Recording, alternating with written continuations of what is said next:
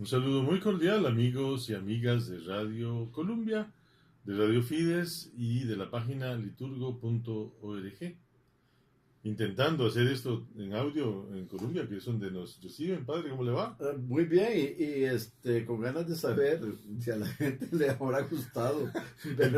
El par de viejillos, ahora nos parecemos a los viejillos de los mopeds. ¿Se acuerdan? Subidos en el palco, riéndose mucho de las cosas que bueno, decían. está bien. Furiosos, más bien. Bien, hoy vamos adelante, pero con un texto bonito, padre. No, es espectacular. Sí, porque es esencial y se parece mucho al de la semana pasada. La semana pasada teníamos a Jesús, buen pastor. Hoy tenemos algo muy parecido. Sí, pero has venido insistiendo en, ¿cómo decirte?, en la unión, en la unidad íntima, profunda de todo el mensaje cristiano. A veces se ve con toda facilidad porque con imágenes diferentes se apunta a lo mismo. Vamos a hablar de que Jesús dice que Él es la vid, es decir, la mata. La planta. La planta de chayote, digamos. La planta, a mí, lo que más se me parece a una vid es una mata de chayote. Sí. Y yo mismo jugaba en la mata de chayote, debajo de la mata de chayote de mamá, y jugábamos de algo divertido para nosotros, y era cortar bejucos. Cortábamos un bejuco y no pasaban 5 minutos y todo el bejuco se había secado ya.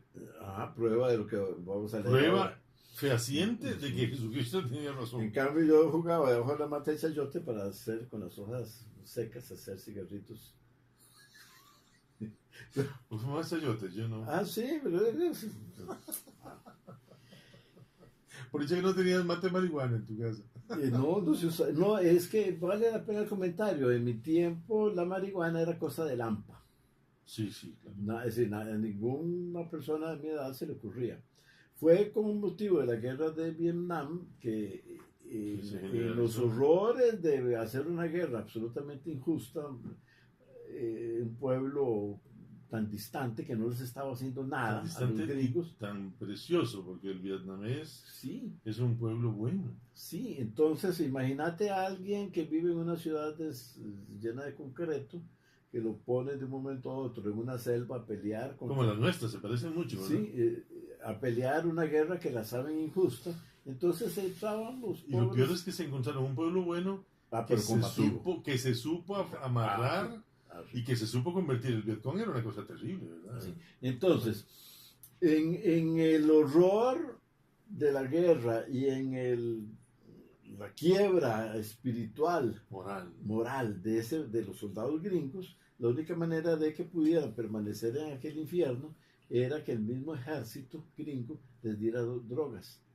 Y ahí fue donde la marihuana y después todas las otras se extendieron. Interesante.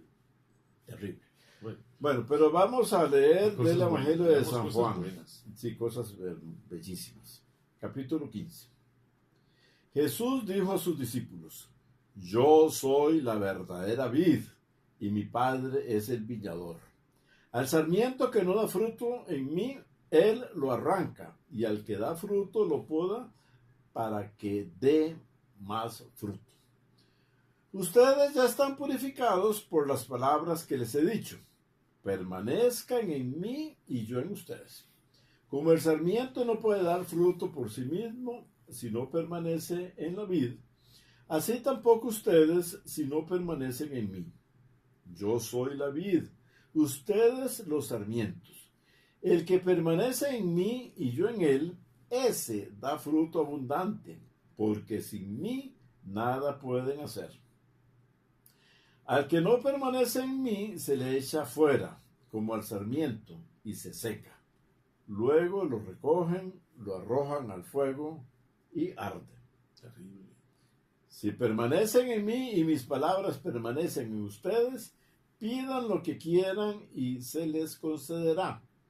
La gloria de mi Padre consiste en que den mucho fruto y se manifiesten así como discípulos míos. ¿Qué le parece? Sí, esa íntima comunión, esa absoluta comunión entre yo y Cristo, porque empiezo por mí porque es mi decisión, porque Cristo ya quiere estar conmigo, pero depende de mí. Si yo quiero estar con Cristo, alcanzo la plenitud. Y ahí creo que está la gran clave del cristianismo. No está en cuántos rezo, cuántas misas voy o cuántas, sino en mi determinación de aproximarme a Cristo y acercarme a Él y abrazarme a Él y no vivir mi vida sin Él. Pero yo diría, lo que está diciendo está bien, pero demos un pasito más. Es que aquí lo que está diciendo es que somos parte de Cristo. Bueno, eso ya es importantísimo en extremo, porque es algo de lo que nosotros no somos tan conscientes. No, porque aquí yo me repito, pero no importa.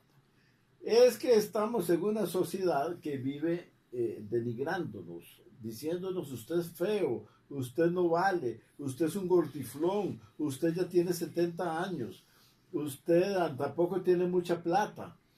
Pero Entonces, ese que nos rebaja, que nos rebaja, que nos rebaja. Sí. Entonces, nos rebaja tanto que aceptamos lo que esta sociedad pecaminosa nos dice de nosotros, que no valemos.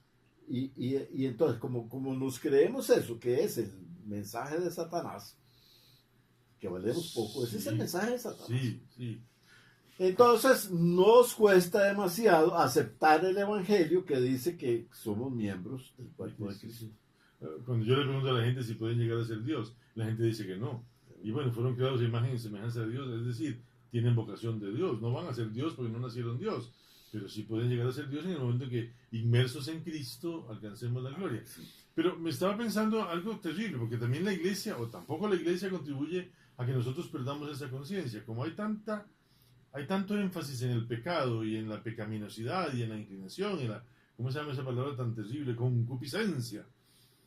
Yo a veces pienso que a nosotros nos pasa algo curioso. Vamos a dar una fiesta en nuestra casa y entonces limpiamos la casa y arreglamos y cocinamos y todo el enredo y nos sudamos y nos ensuciamos terribles, estamos llenos de pecado. Entonces nos toca bañarnos, nos bañamos y nos limpiamos y nos salimos del baño y nos secamos, pero seguimos pensando en nuestro pecado. Entonces nos sentamos ahí en un banquito y seguimos pensando y la fiesta empieza y nosotros todavía en el baño porque no hemos... La imagen está muy buena.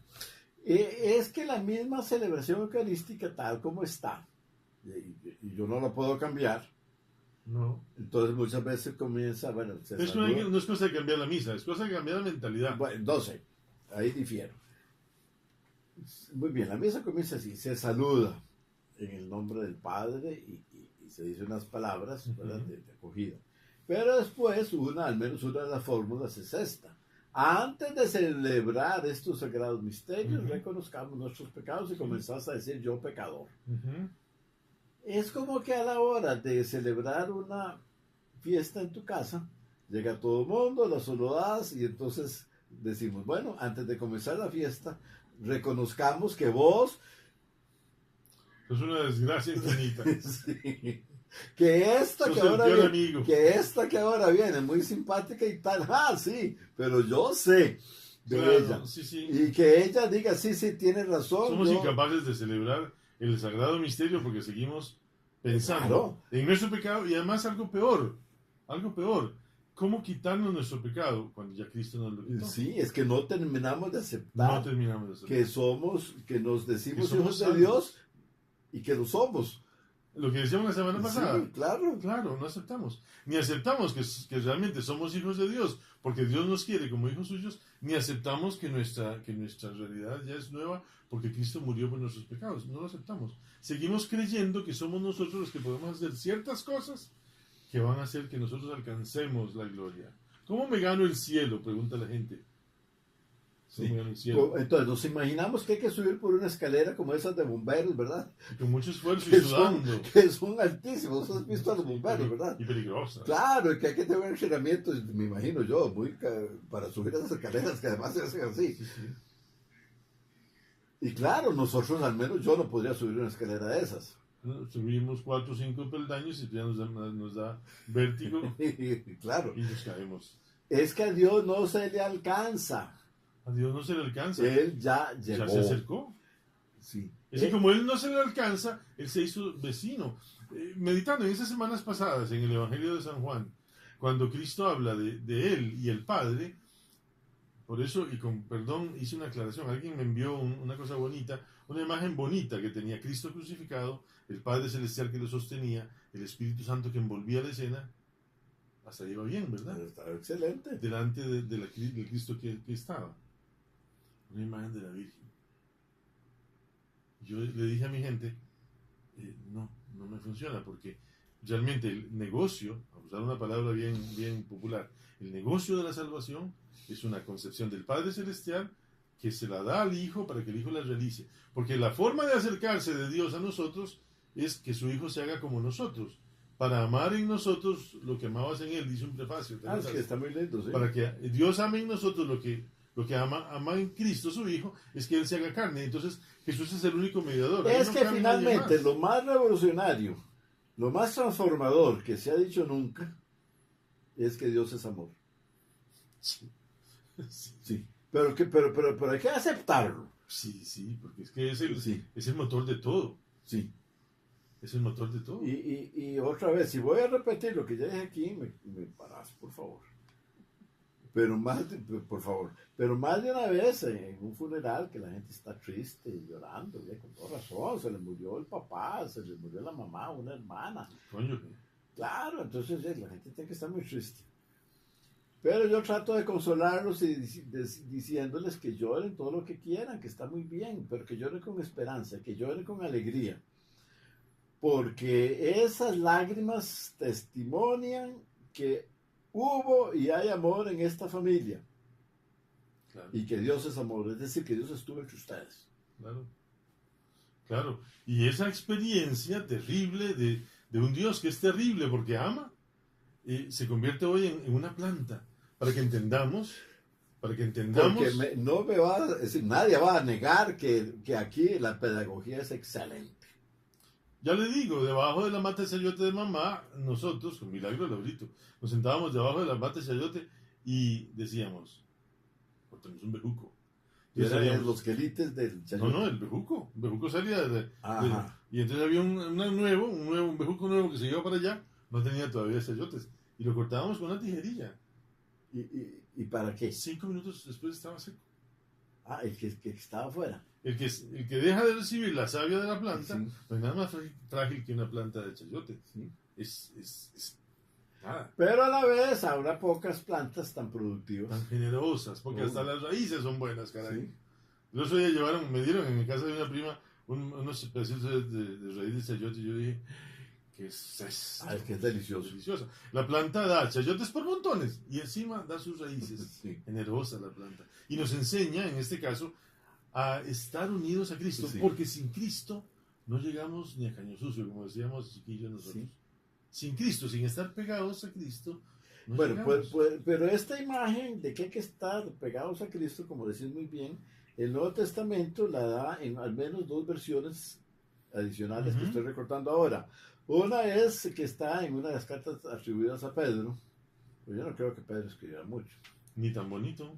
No. O sea, él predicaba. Sí, entonces alguien le copió. Dicen además que están escritas en el mejor griego. Sí, del Nuevo Testamento. Eso no puede ser. Es difícil que Pedro haya siquiera escrito. No. Qué fácil, analfabeto era, por supuesto. Lo cual no le impide ser la piedra. La piedra. Y el fundamento de la iglesia de Cristo. Qué locura. Qué capacidad del Señor de agarrar a un hombre así tan. Y transformarlo. Sí. Bueno, pero entonces Pedro, en esa carta, seguro él lo predicó, ¿verdad? Y alguien se lo copió. Dice que, es que me hizo gracia que decís que es el mejor griego del Nuevo Testamento, ¿sí? En ese pescador analfabeto. Pero la imagen es excelente. Ustedes son piedras vivas del templo de Cristo. Sí. Qué belleza, piedra. Del edificio espiritual, porque además la iglesia no es un edificio. No, claro. Llamamos iglesia a ese. Prefiero llamarlo iglesia que llamarlo templo. Para mí la palabra templo es ajena a nosotros y no tiene. El único templo somos nosotros, que recibimos al Espíritu Santo, como sitio de su habitación. Sí. Pero esto es piedra viva, ¿verdad? Es porque las piedras son muertas. Las piedras son muertas. Nosotros podemos estar o no estar según nuestra voluntad. Sí. Qué terrible. Sí. Botamos el edificio con nuestra ausencia. Sí. Entonces, piedras vivas. Y después, Pablo, que dice que son los miembros del cuerpo de Cristo. Eso es maravilloso. Sí, tal vez sea la más. Es que la ventaja. La más sensible. Porque el cuerpo de Cristo es como. Cada miembro es sensible. Y si a mí me duele el dedo chiquitito. Uno está todo. Liquidado estoy. Sí. Porque si me duele una parte del cuerpo, soy liquidado, porque todo el cuerpo percibe el Todo dolor. el cuerpo y tiene lo que estar sufre. funcionando bien. Por eso cuando se nos confiesa la gente y dice que no tienen pecados o dice que sus pecadillos son que tonteras. Malas palabras, que a veces yo le digo, mira, ¿por qué eso lo llama? Eso no es un pecado, es mala educación, pero no mala palabra. ¿Sí? O señoras que se confiesan de que le pegan a sus hijos. Sí. Se queda un Sí, pellizco. no es usted la madre, no tiene usted la responsabilidad de criar Otra eso. cosa es maltratarlo. No maltratarlo. Pero una nalgadita. O ser injustos con ellos en Sí, algunas sí. cosas, o sacarse los clavos. A veces Sí. las mujeres sufren y se sacan los clavos con los hijos. No, Sí, sí, eso no. Bueno, pero el caso es que